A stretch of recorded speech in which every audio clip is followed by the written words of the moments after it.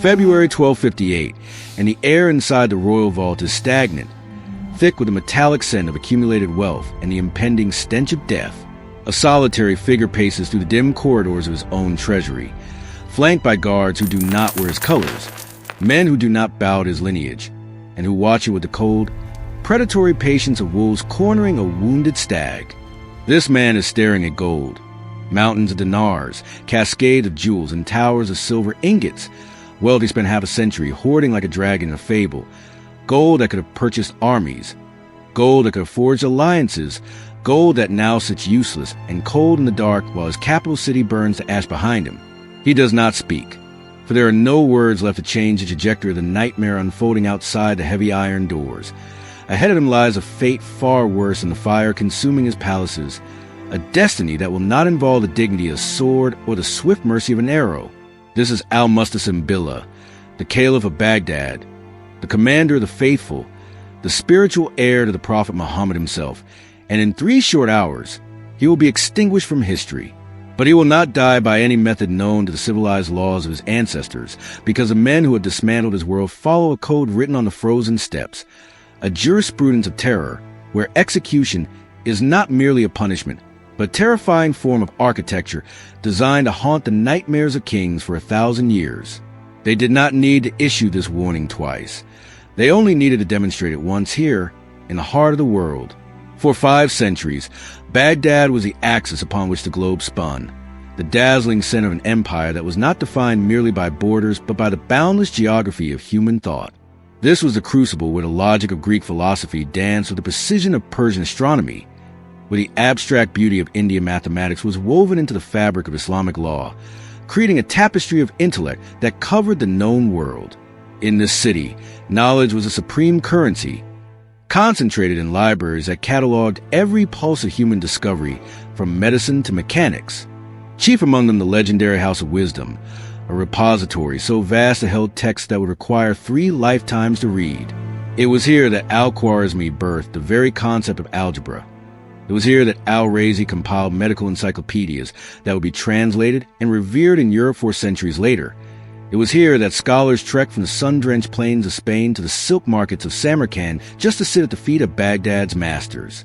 The city itself was a marvel of engineering and humanity, a metropolis teeming with over 1 million souls, where subterranean canals delivered fresh water like lifeblood to a desert, where markets overflowed with porcelain from China and spices from Cordoba, and where hospitals tended to the sick without regard for their creed or the weight of their purse. This was not the slow, melancholy fading of Rome. This was a civilization operating at the absolute zenith of its potential. And sitting atop this pyramid of brilliance was a caliph, a figure who transcended mere kingship, a man who was not just a political anchor, but the spiritual North Star for millions of Muslims, possessing a legitimacy that stretched back through 37 generations of blood and belief. Al-Musta'sim inherited this mantle in 1242, but with the title, he also inherited a poison that had been slowly paralyzing the state for 200 years. The Abbasid Caliphate still roared with religious authority, but its physical power had atrophied. Its armies were a patchwork of mercenaries with no loyalty beyond the coin. Its governors were semi-independent warlords carving out their own fiefdoms, and its treasury was bursting with gold that was never converted into steel, because Baghdad had survived its own weakness before. It had weathered civil wars. It had outlasted rival claimants.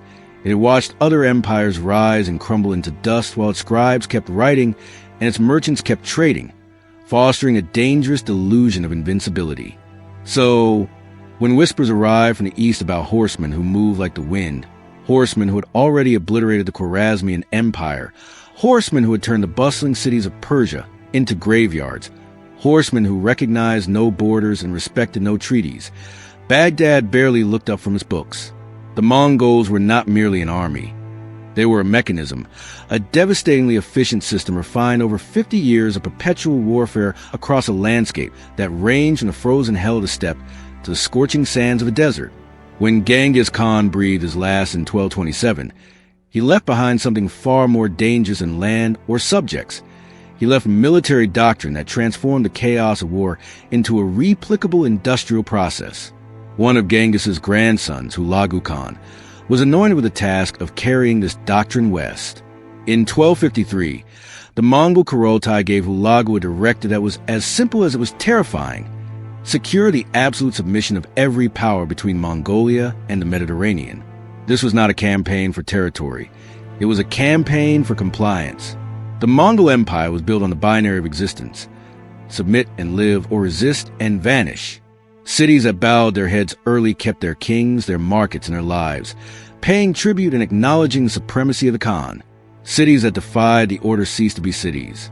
The methodology was identical in every instance.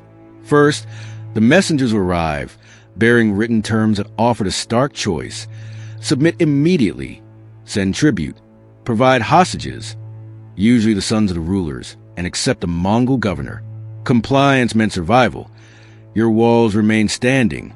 Your commerce continued. Your people breathed.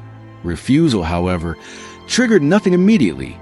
No screaming threats, no dramatic ultimatums, just a terrifying silence.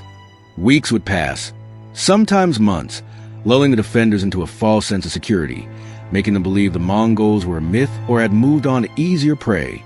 And then, the horizon would turn dark with horses.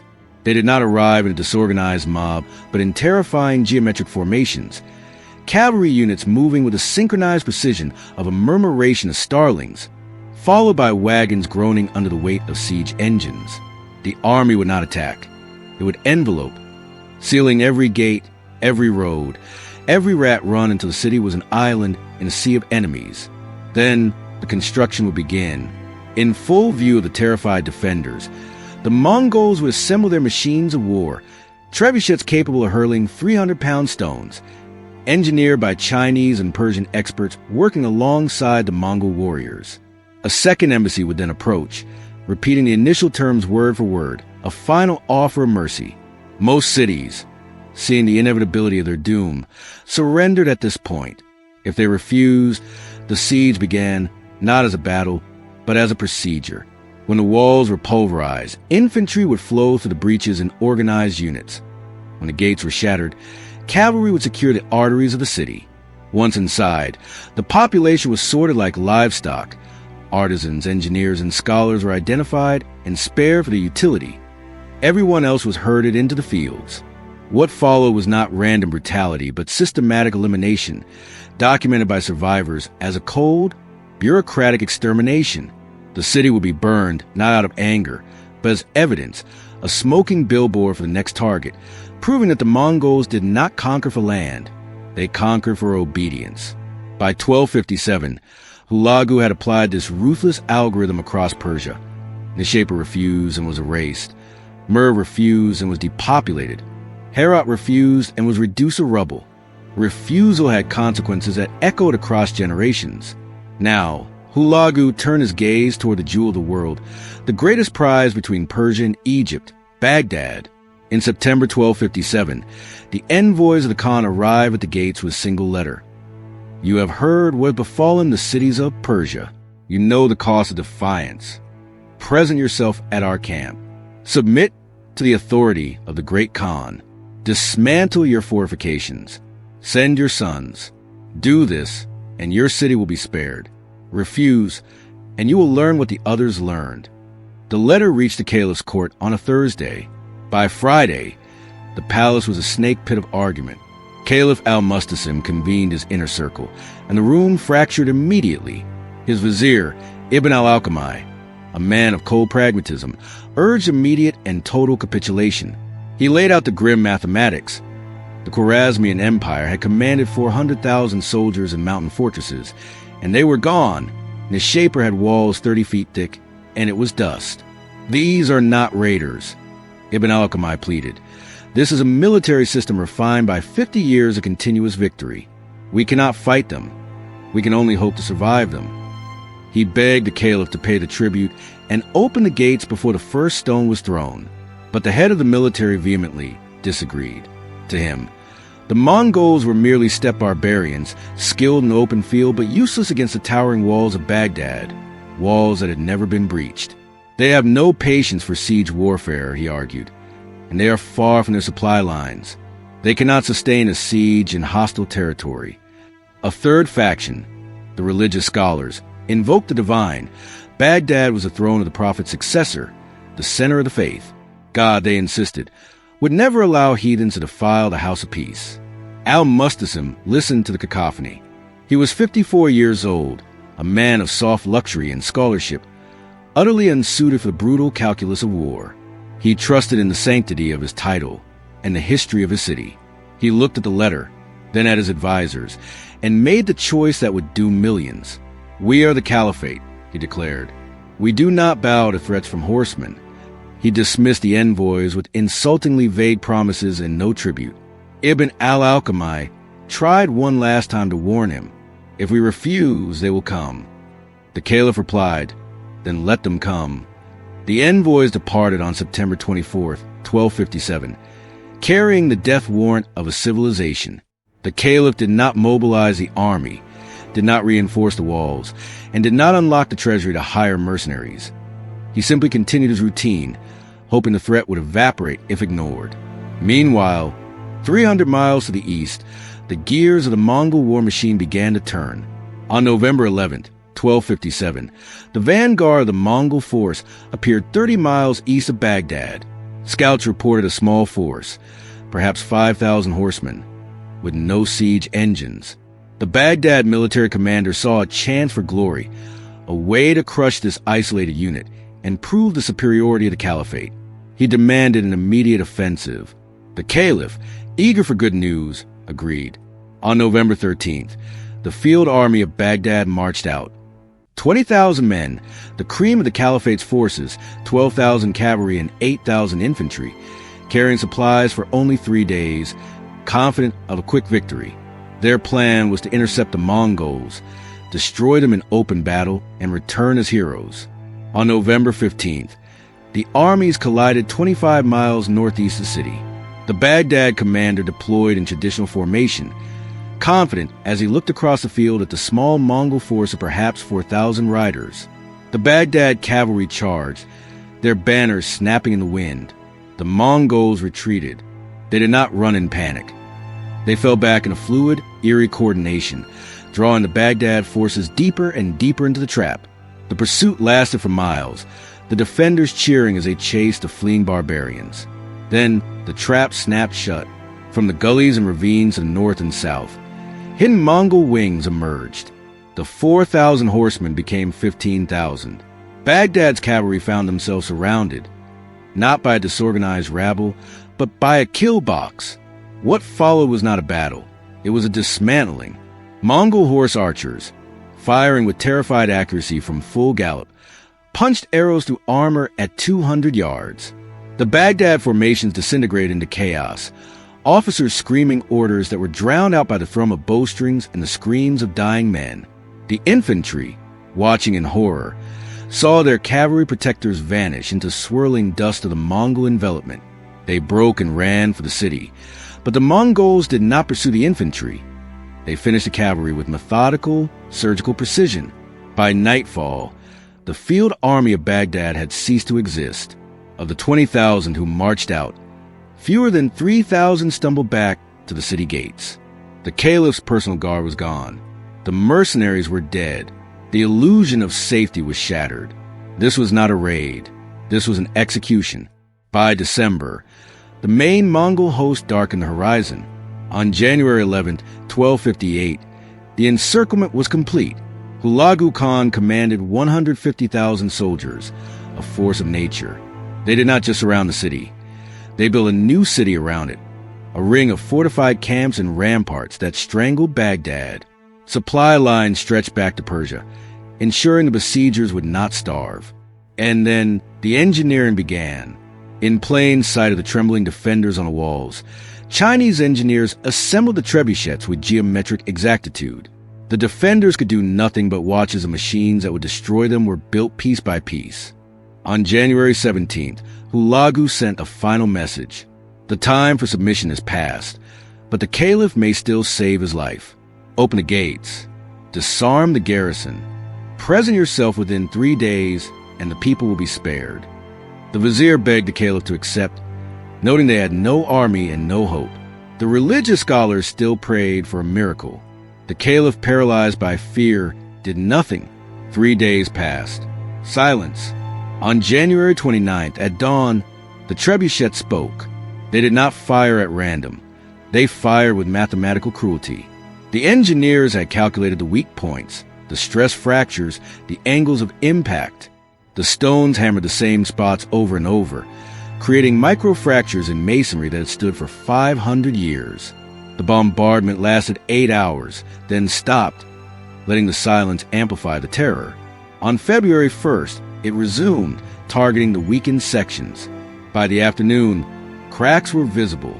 By evening, the eastern wall began to groan. On February 5th, the defense collapsed. A 90-foot section of the wall disintegrated into dust. Mongol infantry did not charge or roar. They walked in, disciplined and silent, securing the breach, establishing a perimeter, and advancing block by block. The ragged remains of the garrison tried to hold them back, but they were swept aside like dry leaves. By nightfall, the Mongols owned the eastern quarter of the city. On February 10th, the broken Caliph sent a message. "I will surrender. I will open the gates. Spare the city." Hulagu's reply was brief. "Come to my camp tomorrow, alone." On February 13th, 1258, al-Musta'sim walked out of Baghdad. He did not go alone. He brought 3,000 of his court, his sons, his ministers, his scholars, his generals, a procession of the doomed walking unarmed into the Tigris mouth. They passed through the Mongol lines, where soldiers watched them with unblinking eyes, silent and terrifying. Hulagu received the Caliph in his tent, not with anger, but with a terrifying calm. His first question was practical. "Where's the treasury?" The Caliph, hoping to buy his life, gave the directions. Soldiers verified the hoard within hours.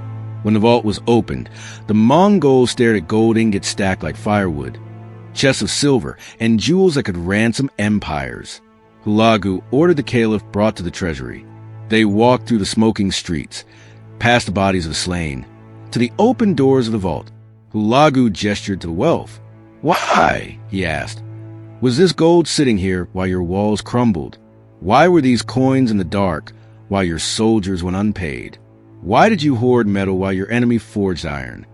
The historian Rashid al-Din records that Hulagu mocked the Caliph, asking why he did not eat his gold if he loved it so much. Whether literal or metaphorical, the point was made. Then came the judgment. The Mongols adhered to the Yasa Code, which forbade the spilling of royal blood upon the earth, for it would offend the spirits of the sky. So, for the Caliph, they devised a special exit.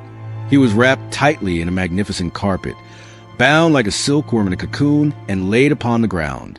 Mongol horsemen were brought forward. They did not gallop.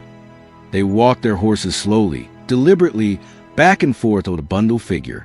The heavy hooves crushed the body within, breaking bones and organs without shedding a drop of blood onto the soil. No sword was drawn, no executioner swung an axe. The Caliph was simply trampled into history. It was a death that carried a message more powerful than beheading. It was a total negation of his sanctity.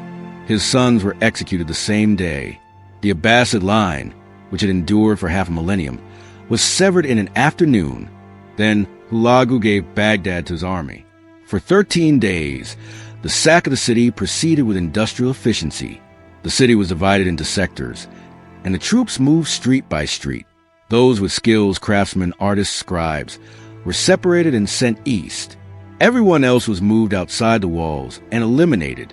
The death toll is a matter of debate, ranging from 90,000 to nearly 1 million, but the numbers matter less than the cultural lobotomy that occurred. The House of Wisdom was torched. Manuscripts, the sum of human knowledge, were tossed into the Tigris River in such quantities that witnesses claimed the water ran black with ink for days, the blood of scholars mixing with the ink of their life's work. The Grand Mosque was smashed. Palaces were leveled. The intricate canal system was sabotaged, turning the fertile land back into a desert. On February 20th, the Mongols withdrew, leaving behind a smoking ruin and a traumatized world. But they left survivors intentionally, men and women who would carry the tale to Damascus, to Cairo, to Aleppo. The message traveled faster than any horse. Resist, and this is your fate. Submit, and you may live. The psychological shockwave was immediate. Damascus opened its gates. Aleppo sent tribute. The Islamic world was paralyzed by the sheer scale of the horror. It was not until 1260, at the Battle of Ain Jalut, that the Mamluks of Egypt, having learned the lesson of Baghdad, met the Mongols in open battle and finally halted their advance.